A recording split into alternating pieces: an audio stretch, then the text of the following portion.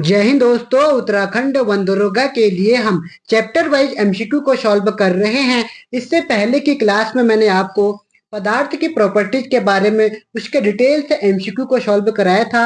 आज की क्लास में मैं आपको परमाणु यानी कि परमाणु संरचना और मॉलिक्यूल अणु अणु और परमाणु के बेस पर जितने भी एमसीक्यू बनते हैं उनको सॉल्व करने की कोशिश करूंगा। ठीक है, आज हम थोड़ा डिटेल से जानने की भी कोशिश करेंगे, थोड़ा एक्सप्लेन करने की भी कोशिश आपको करूंगा। ठीक है, तो स्टार्ट करते हैं। पहला क्वेश्चन आपको दिया गया है, निम्नलिखित में से कौन सा परमाणु या फिर एटम का भाग नहीं है। ठीक है, एटम का कौन कौन से भाग होते हैं? एटम का होता है, एक होता है इलेक्ट्रॉन, प्रोटॉन और न्यूट्रॉन। ये तीन के तीन क्या होते हैं? इलेक्ट्रॉन के भाग होते हैं। ठीक है, ये आपके समझ में आना चाहिए। और इस बात का भी आप ध्यान रखना, जो फोटोन होता है इसका बिल्कुल भाग नहीं होता है। तो इसका आंसर क्या होगा? Option number D. ठीक है, तो इस थोड़ा बहुत हम इसको डिटेल से जानने की कोशिश करते हैं। ठीक है, सबसे पहले आपको ये देखना होगा, जो परमाणु होता है, परमाणु के अंदर होता है एक नाभिक। क्या होता है? नाभिक। ठीक है, परमाणु के अंदर होता है नाभिक, और नाभिक के अंदर दो चीजें पाई जाती है, एक होता है न्यूट्रॉन और एक होता है प्रोटॉन।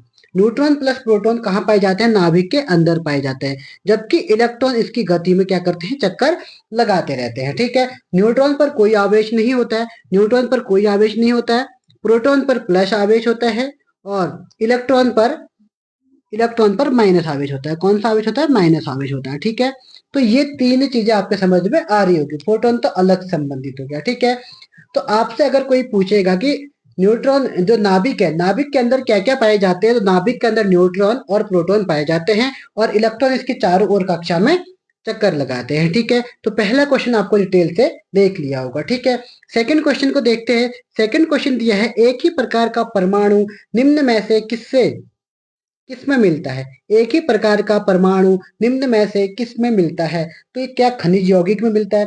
यौगिक में तो कभी भी नहीं मिल सकता। ठीक है, क्योंकि यौगिक एक ऐसी चीज होती है जो दो लोगों के मिश्रण से बनती है। ठीक है, तो यौगिक ये नहीं हो सकता आंसर, खनिज ये भी नहीं हो सकता।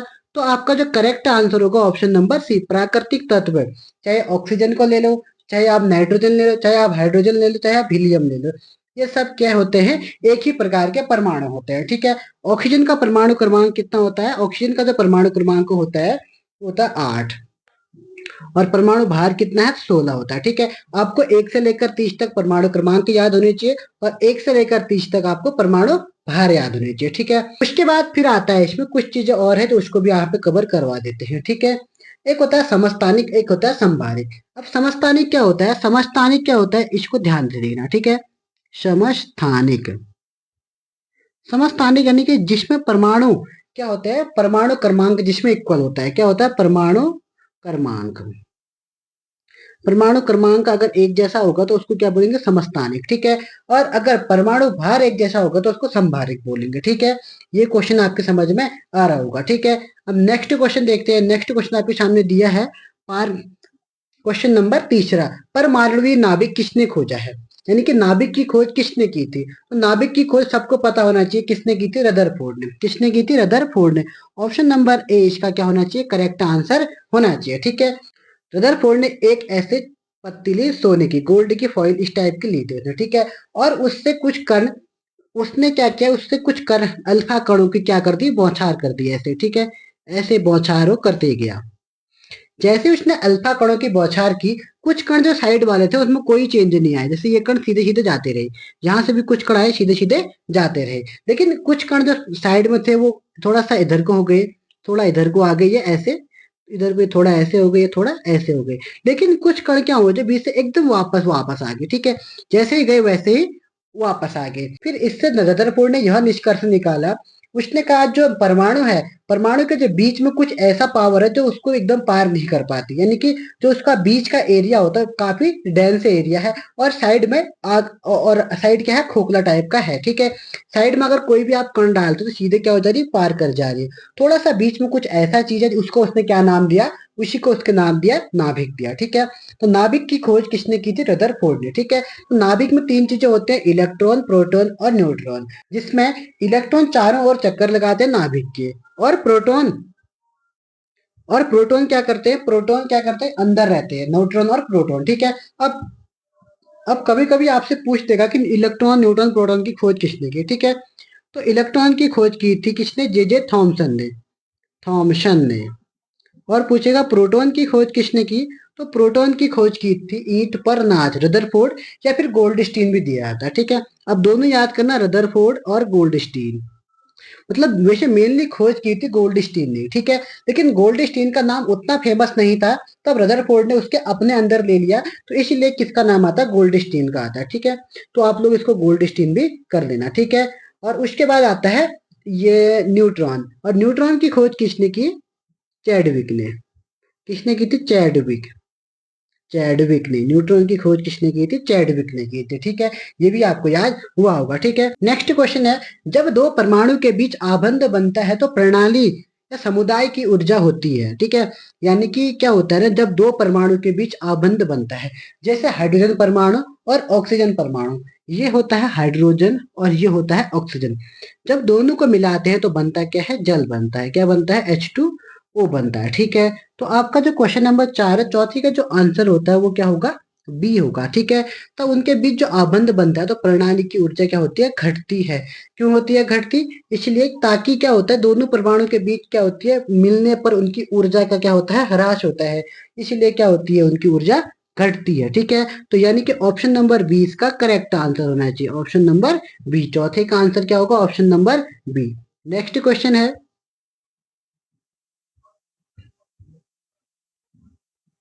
किसी तत्व के रासायनिक गुण कौन तय करता है। यानी कि कोई तत्व के रासायनिक गुण किस पर निर्भर करता है, क्या प्रोटॉनों की संख्या पर करता है, क्या इलेक्ट्रॉनों की संख्या पर निर्भर करता है, या उपयुक्त में से सभी में करता है, न्यूट्रॉनों की संख्या पर करता है, ठीक है। किस पर निर्भर करता है, ये करता है आपके ऑप्शन नंबर बी, यानी कि इलेक्ट्रॉनों की संख्या पर। अगर इलेक्ट्रॉनों की संख्या कितनी होगी तो उसी के हिसाब से क्या होगा कि रासायनिक गुण उसके तय करेगा, ठीक है। जैसे हम एग्जाम्पल लेते हैं एक तत्व, जैसे मैंने ले लिया यहाँ पे नाइट्रोजन, ठीक है। अब नाइट्रोजन का परमाणु क्रमांक कितना होता है, 7 होता है, ठीक है। तो इसकी पहली कक्षा में जो इलेक्ट्रॉन होते हैं वो कितने होते हैं, 2। और दूसरी कक्षा में कितने होते हैं, 5 होते हैं। कितने होते हैं, 5 होते हैं, ठीक है। अब किसी भी नाभिक में अगर अपने अष्टक को पूरा करने के लिए उसको कम से कम उसमें 8 इलेक्ट्रॉन होने चाहिए। पहले में 2, दूसरे में 8 होने चाहिए, जबकि इसके पास कितने हैं, 5 है। अभी इसकी जरूरत कितनी है, इसकी जरूरत है 3 और की। यानी कि अगर 3 और होंगे तो इसके पास इसका क्वेश्चन जो इसका अष्टक होगा वो क्या हो जाएगा, पूरा हो जाएगा, ठीक है। तो मतलब किस पर डिपेंड कर रहा है, और जो इसी को क्या बोलते हैं, इलेक्ट्रॉनों की संख्या बोलते हैं। तो इसको अभी कितने की जरूरत है, 3 की जरूरत है, ठीक है। तो यानी कि इसको कितने की जरूरत है, 3 की जरूरत होती है। यही इलेक्ट्रॉन, यही क्या होते हैं, इसके इलेक्ट्रॉन होते हैं, ठीक है। तो यानी किसी तत्व के रासायनिक गुण कौन तय करता है, इलेक्ट्रॉनों की संख्या पर, ठीक है। तो ये आपको समझ में आ रहा होगा। अगर इसकी संख्या ज्यादा कम होगी, इक्वल होगी, तो क्या होगा, अगर जैसे हमारा 3 है तो क्या करेगा, आपस में रिएक्शन करेगा। बाई चांस क्या होगा, अगर इसकी ये होती है बाई चांस, पहले कक्षा में अगर इसके 2 इलेक्ट्रॉन होते हैं, कोई ऐसा तत्व है, और दूसरे में क्या होते हैं, इसके 7 होते हैं।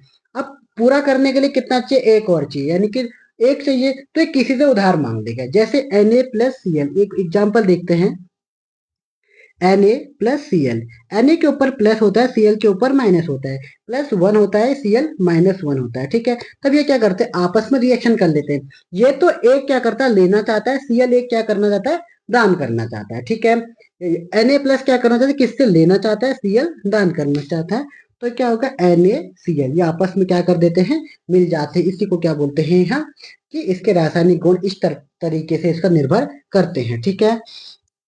फिर आपका छठा क्वेश्चन है, किसी तत्व के तुल्यांकी भार तथा संयुक्त छठा क्वेश्चन है, किसी तत्व के तुल्यांकी भार तथा संयोजकता का गुणनफल किसके बराबर होता है। तो छठे का जो आंसर होगा, ऑप्शन नंबर सी।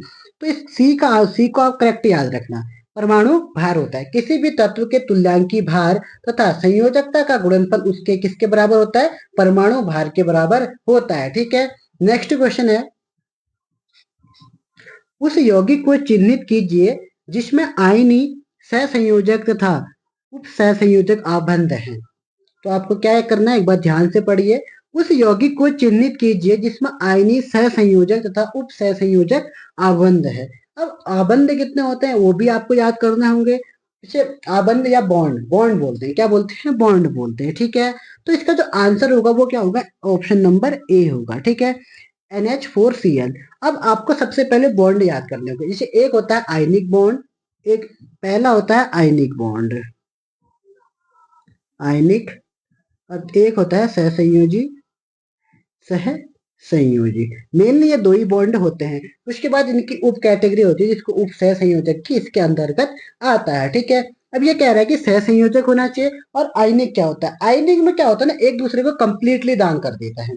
जैसे मैंने कहा मेरे पास 5 रुपए है, ठीक है, और जैसे मेरे पास 5 रुपए है, मेरे पास कितने रुपए हैं? 5 रुपए हैं। एक मेरा दोस्त है उसके पास है 3 रुपए। अब उसने कहा एक चीज खानी है हमने 4 रुपए की, ठीक है, हमने चीज खानी कितने की? 4 रुपए की चीज खानी है। लेकिन क्या है, अब मेरे पास 1 रुपया ज्यादा है और 1 रुपया इसके पास कम है। तो मैं क्या करूंगा? अपना 1 रुपया इसको दे दूंगा। क्या करूंगा? इसको दे दूंगा। तो क्या हो जाएगा देखो, तब इन दोनों के पास इक्वल 4 4 रुपये हो जाएंगे। इसके पास भी 4, इसके पास भी 4 हो जाएंगे। ठीक है, यही क्या होता है? आयनिक बॉन्ड होता है। ठीक है, और जबकि सहसंयोजक बॉन्ड में क्या होता है, देखो थोड़ा समझना। सहसंयोजक बॉन्ड में क्या होता है, जैसे मेरे पास कितने रुपए हैं? 5 रुपए हैं, और साथ वाले के पास कितने रुपए हैं? उसके पास है 3 रुपया। अब हमें एक चीज खानी है, वो चीज आ रही है 8 रुपए की। कितने की आ रही है? 8 रुपए की। लेकिन अब हमने कहा यार कैसे खाएं कि नहीं, मैं तेरे को दे दूंगा सबके सब। तो उसने कहा मेरा भी पूरा नहीं होगा, अगर ये इसको दे देगा तब भी पूरा नहीं होगा। तब क्या कर, दोनों आपस में मिल जाते हैं, कहते ना ना भाई हम ऐसे तो नहीं दे सकते। तब ये क्या बनाते हैं? बॉन्ड बनाते हैं। तब ये आपस में मिल जाते हैं और दोनों क्या कर देते हैं? बांट बांट कर खाना शुरू करते हैं। ठीक है, 5 और 3 8 हो गया, 8 ही इनकी जरूरत है। ठीक है, आपके समझ में आएगा सह संयोजक क्या होता है और आयनिक क्या होता है, ये समझ में आया होगा। ठीक है, अब NH4। अब सबसे पहले आपको ये याद होना चाहिए कि NH4 जो Cl है, NH4Cl, जैसे ये लिखो NH4Cl है ना। अब Cl में क्या होता है? NH4। नाइट्रोजन की लास्ट कक्षा में कितने इलेक्ट्रॉन होते हैं? नाइट्रोजन की देखो लास्ट कक्षा में होते हैं 3 इलेक्ट्रॉन, 1 2 3। अब एक के साथ हाइड्रोजन एक लग गया, दूसरे के साथ दूसरा हाइड्रोजन लग गया, तीसरे के साथ तीसरा हाइड्रोजन लग गया। अब एक हाइड्रोजन इसके पास खाली है +1, और जबकि Cl का क्या होता है? -1 होता है। ये दोनों अब ना ही इसको दे सकते हैं ना ही इससे ले सकते हैं। तब ये दोनों आपस में क्या करते हैं? साझेदारी करने लगते हैं। तब इसी को क्या बोलते हैं हम? NH4Cl। सहसंयोजक तथा उप सहसंयोजक आबंध है। अब एक उप सहसंयोजक आबंध थोड़ा इसी की उप कैटेगरी होती है, इसको भी मैं समझाने की आपको कोशिश करता हूँ। ठीक है, जैसे एक नाइट्रोजन है, ठीक है, नाइट्रोजन की लास्ट कक्षा में कितने इलेक्ट्रॉन होते हैं? 3 इलेक्ट्रॉन होते हैं, यानी कि लास्ट कक्षा में 5 होते हैं लेकिन अयुग्मित में 3 होते हैं, जैसे 1 2 3 4 5। ठीक है, ये दोनों युग्मित इलेक्ट्रॉन और ये बाकी अयुग्मित इलेक्ट्रॉन 3 ही हो गए। ठीक है, तो ये आपको याद होना चाहिए 5। अब हमें क्या करना है इससे? अब हमें Cl के साथ रिएक्शन करानी है। 4 तो इसके साथ, 4 तो H लग रहा है, देखिए एक तो H यहाँ इसके साथ लग जाएगा, एक H इसके साथ लग जाएगा, एक H इसके साथ लग जाएगा, एक H की और जरूरत है इसको। ठीक है, तब ये क्या करता है? एक H ना ही इसको दे सकता है ना ही इससे ले सकता है। तब यहाँ पर खाली एक तीर का निशान टाइप का लगा देता है H के साथ। ये कहता है कि ना ना तू मेरे पास एक एक्स्ट्रा है, तू इसको ले ले, लेकिन मैं इसको दूंगा भी नहीं, मतलब यूज कर ले खाली, बाकी वापस मेरे को ही करना।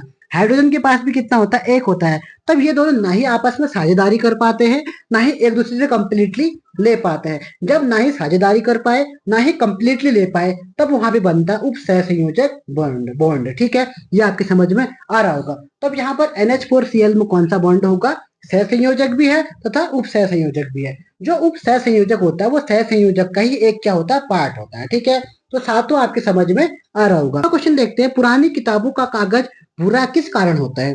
तो ये तो याद करने वाली चीज है, ये आपको समझ में होनी चाहिए। ठीक है, 8वें का जो आंसर होगा ऑप्शन नंबर डी होगा, सेलुलोज के ऑक्सीकरण के कारण।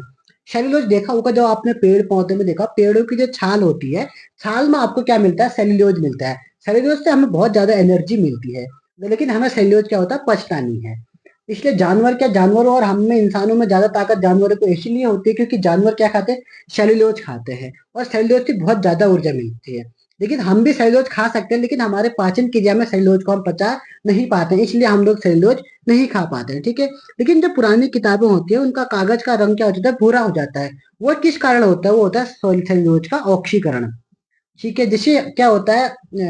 लोहे पे जंग लगता है, उसी तरीके से क्या होता है? किताब पर भी, सेल्यूलोज पर भी एक जंग टाइप का हम कह सकते हैं सेल्यूलोज के ऑक्सीकरण से। ठीक है, 9वां क्वेश्चन आपके सामने है, कार्बन के कार्बन के 6.023 इंटू 10⁻20 परमाणु का भार कितना होता है?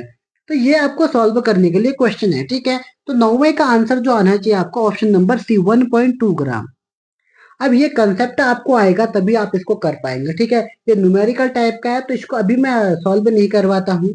अगर आपको लगता है कि इस टाइप के अगर पूरे केमिस्ट्री में जितने भी न्यूमेरिकल है अगर आपको सॉल्व करने हैं तो आप कमेंट कर देना, तो मैं पूरे जितने भी न्यूमेरिकल बनते हैं केमिस्ट्री में आपको उसको सॉल्व करवा दूंगा, ठीक है।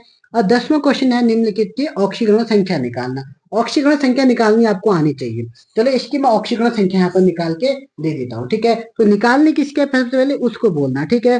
तो सबसे पहले इसमें दिया होगा कोई टिक टाइप पर, जैसे निकालनी निकल की निकालनी, किसकी निकालनी है यहाँ पे दिया है नहीं, वैसे निकालनी किसकी है, निकल की निकालनी है, ठीक है। हाँ निकल की दे दिया तो है निकल की, तो यहाँ पर ऐसे ऐसे कर दो, ठीक है। तो निकल के निकालने तो के की क्या होती है +1 × 4, के की ऑक्सीकरण संख्या +1 होती है ×1, जिसकी निकालनी है +x से कर दो, जैसे निकल की निकालनी है। और Cn की क्या होती है -1 और ×4, ठीक है। और इक्वल टू क्या करोगे 0। तो यानी कि यहाँ से क्या बनेगा, ये बनेगा तुम्हारा 4 +x -4 = 0, ठीक है। तो यानी कि जो इसका आंसर आना चाहिए वो आंसर आना चाहिए x 4 से 4 कट गया 0, तो x की वैल्यू क्या आ गई 0। तो यानी कि जो इसकी ऑक्सीकरण संख्या निकली वो 0 निकली। ऑप्शन नंबर क्या होना चाहिए, ए इसका करेक्ट आंसर होना चाहिए। ऑप्शन नंबर ए 0 इसका करेक्ट आंसर होना चाहिए, ठीक है। ऐसे भी आपको ऑक्सीकरण संख्या निकालना आना ही चाहिए। तो आपको क्या क्या आना चाहिए, सबसे पहले आपको आना चाहिए ऑक्सीकरण संख्या निकालनी आनी चाहिए। और कभी कभी आपसे पूछते हैं जो न्यूमेरिकल दिए होंगे तो मोल संकल्पना पे, तो उसमें आपको मोलरता और मोललता भी पूछ सकता है, वो भी आपको पढ़नी होगी, ठीक है। अगर आप चाहते हो कि इसके मैं क्वेश्चन आंसर आपको सॉल्व करा दूं तब आप लोग कमेंट करना, ठीक है। जब तक आप लोग कमेंट नहीं करोगे तब तक मैं आपका कोई सपोर्ट नहीं कर पाऊंगा, ठीक है। तो आज की क्लास में हम इतना ही देखते हैं, फिर मिलेंगे नेक्स्ट क्लास में। अगर आपको क्लास पसंद आती है तो जरूर आप देखिए, वीडियो समझ में आती है तो अवश्य देखिए, आपके वंदरोगा के लिए फायदेमंद क्लास रहेगी, ठीक है। अब बच्चे क्या कर रहे हैं ना आजकल जो भी है वो देख रहे हैं, तो अभी नहीं देख रहे हैं, जब लास्ट में जिस दिन वंदरोगा का पेपर होगा उसके बाद वो देखना शुरू कर रहे हैं। अब वंदरोगा का पेपर 5 दिन 6 दिन में आप क्या ही कवर कर पाओगे, अभी पढ़ लो थोड़ा बहुत रिवीजन कर लो तो आपके लिए भी आसानी होगा, ठीक है। तो आज हम इतना ही देखते हैं, फिर मिलेंगे नेक्स्ट क्लास में। तब तक के लिए जय हिंद, जय उत्तराखंड।